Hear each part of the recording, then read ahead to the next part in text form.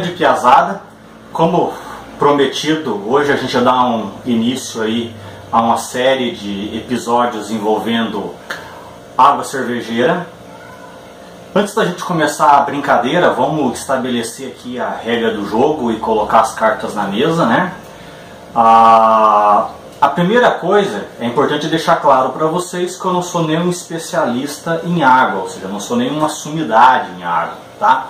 A minha proposta aqui, a ideia é falar de água cervejeira de acordo com o que eu estudei, aprendi e testei, ou seja, trazer a teoria que eu pude adquirir junto com a validação daquilo que eu consegui experimentar na prática.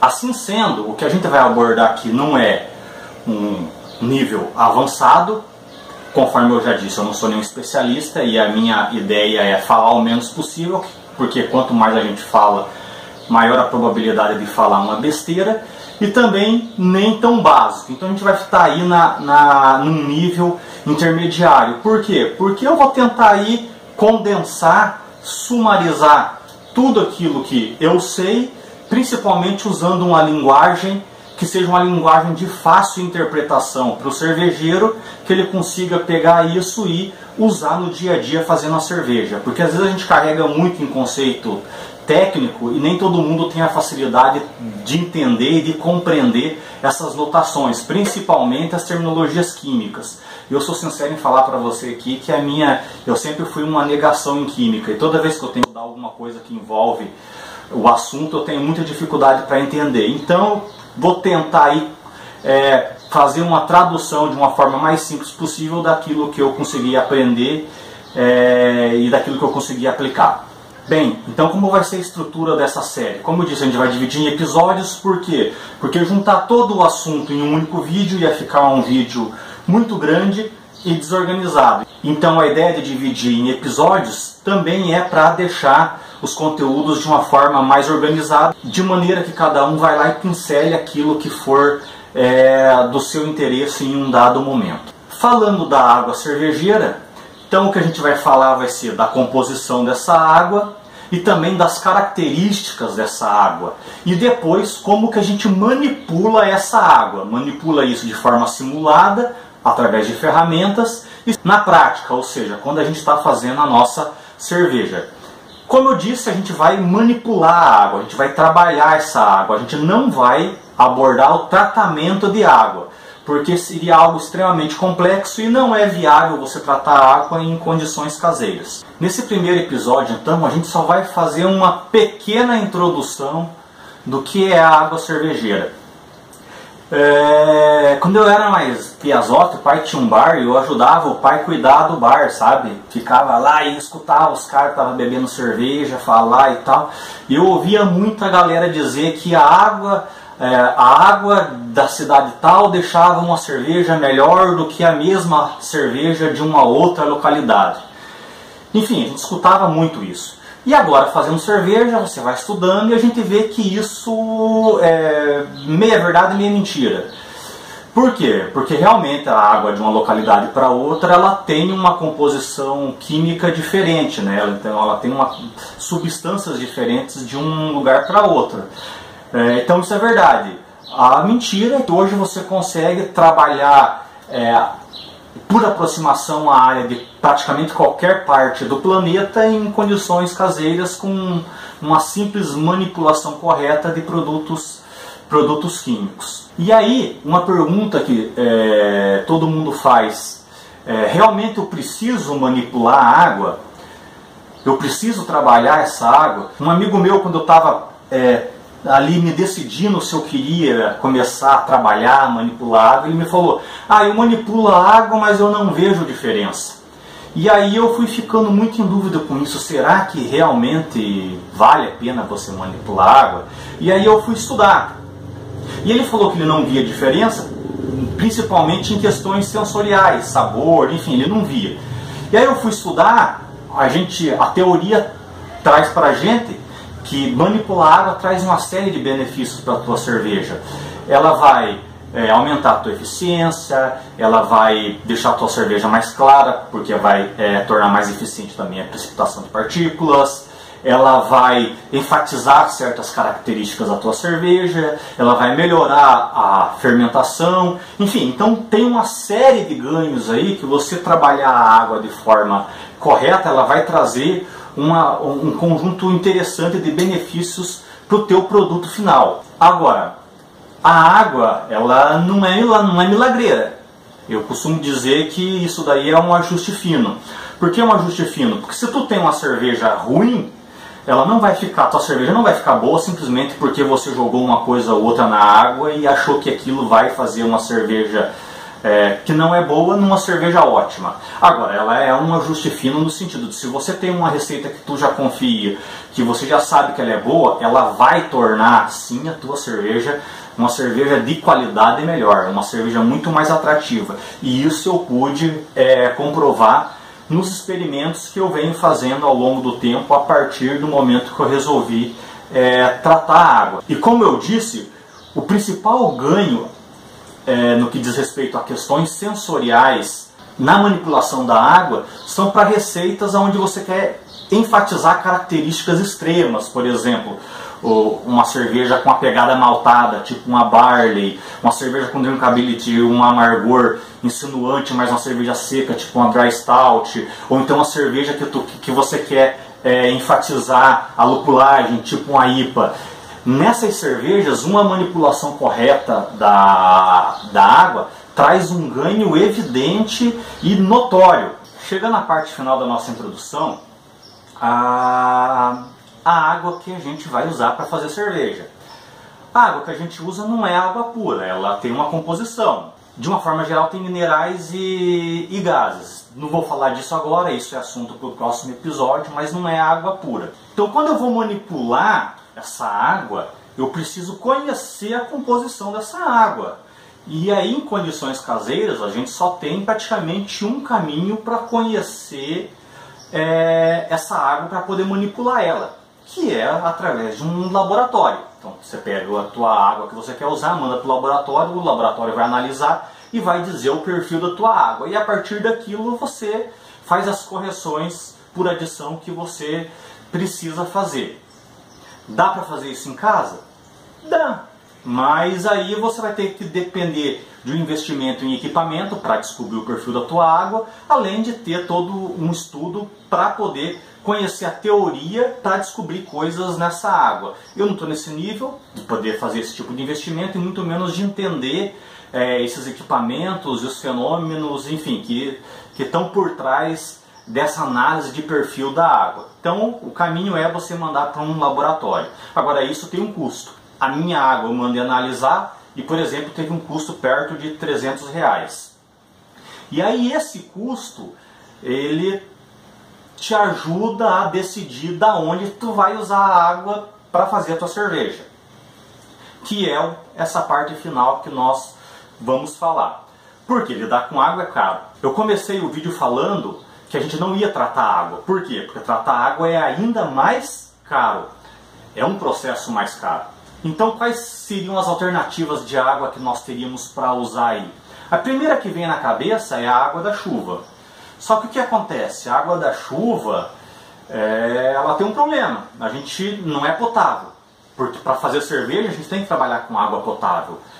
A gente não conhece o perfil dessa água. Então, a gente teria que mandar analisar essa água. Possivelmente ela vai ter substâncias que não são benéficas para a nossa cerveja, porque por arrasto ela traz partículas que estão em suspensão em atmosfera. Além de tudo, você teria que ter um custo a cada água captada de fazer possivelmente uma análise. Então você teria que sobrecarregar muito orçamentariamente, porque você deveria ou teria que fazer análise dessa água coletada com frequência. E por ela não ser uma água potável, você teria que tratar essa água. Então o teu custo para você usar uma água da chuva para fazer cerveja seria muito alto. A outra opção que nós teríamos aí de água seria a água de rio. Eu moro perto de um rio, vou usar água do rio. Cai na mesma situação. Você precisa conhecer o perfil da água, então você precisa analisar essa água. A água de rio está em exposição com o ambiente, então ela está mais suscetível à contaminação e principalmente a variações climáticas. Então toda vez que você fosse usar a tua água, praticamente você teria que analisar ela também. Ou então tu confia muito na água que você vai usar. A outra opção que você tem seria a água do poço. Ah, eu tenho um poço, minha família inteira bebeu a água desse poço e nunca ninguém morreu. Dá, também dá, só que volta ao status que eu falei para vocês. É importante você conhecer, analisar essa água e entender o perfil dessa água para você ver as substâncias que a água desse poço tem.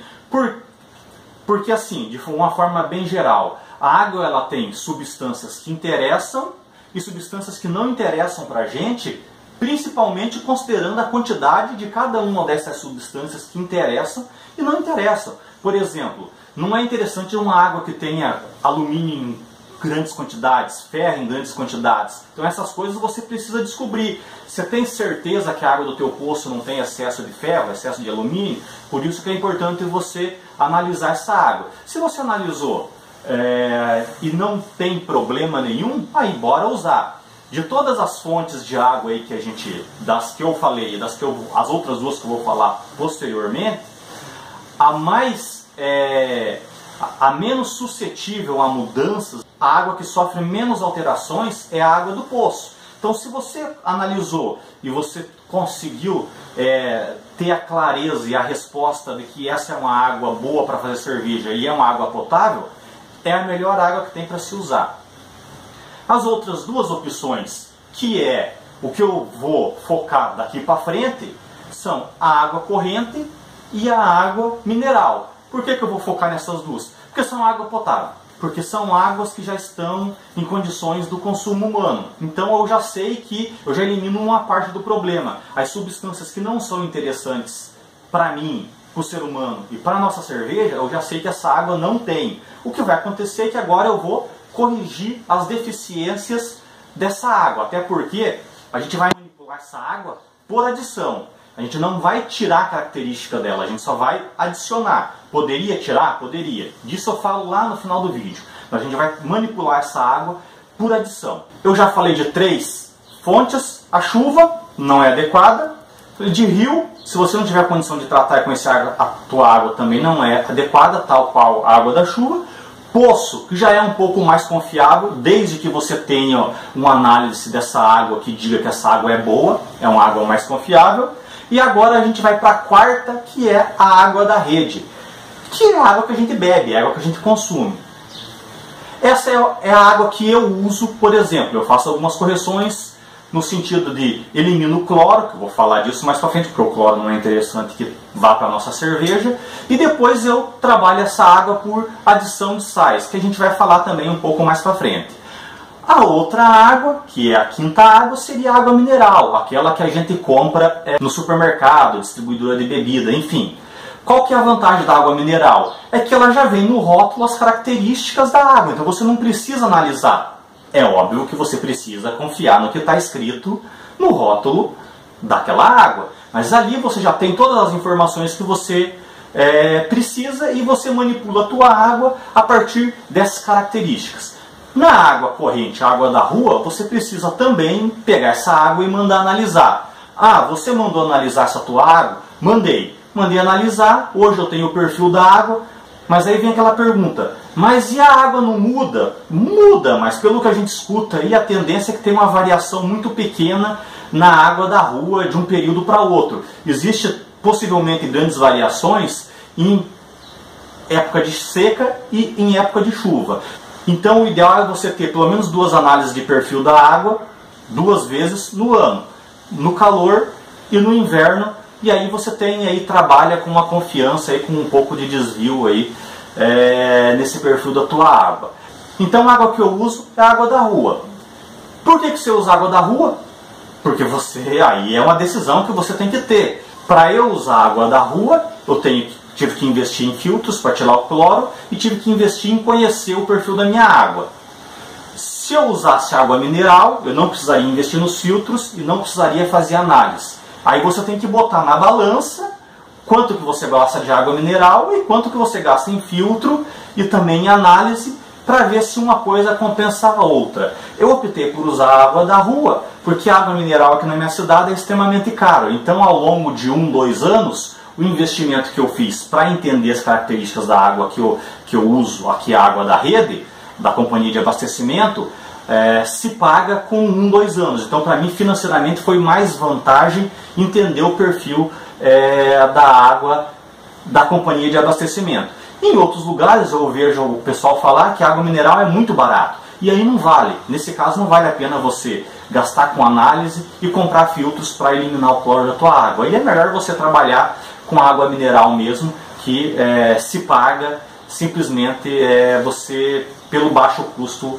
dessa água que está disponível para vocês. Então é isso. Não esqueça de se inscrever no canal, deixar seu like, seu comentário, compartilhar os nossos vídeos aí. Se por acaso eu falei alguma bobeira que mereça correção, por favor me ajude também através dos comentários. E nos encontramos aí no próximo episódio. Até mais!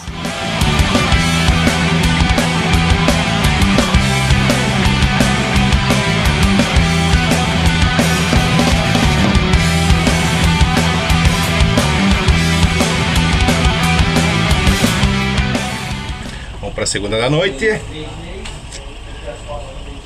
Bronco We Have. É um estilo que eu não conheço, não tomei. Já me interessei por ele, já andei lendo sobre o assunto, né? Espero bastante toffee. Espero ela encorpada, não sei quanto tempo de fervor ele usou, mas o certo era usar dar uma caramelização maior na cerveja, né? Espero também baixa lupulagem, que é bem característica do estilo.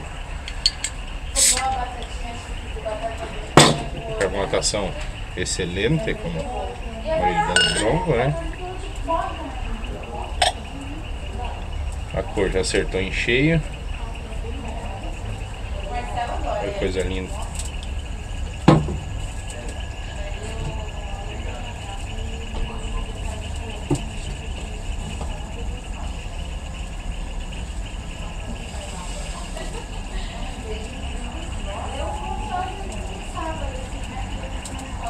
Dá pra sentir o toffee no cheiro já.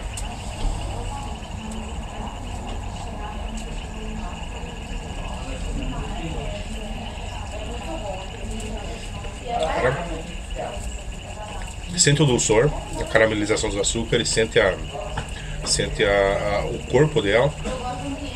Gostei muito do estilo. Provavelmente eu vou replicar e fazer uma cervejinha dessa, porque por ser amargor baixo também fica bem refrescante, fácil de tomar. Uma delícia, Bronquito. Obrigado por ter mandado aí.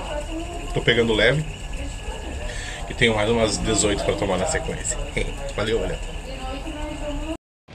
You took my life, but I'll take it still.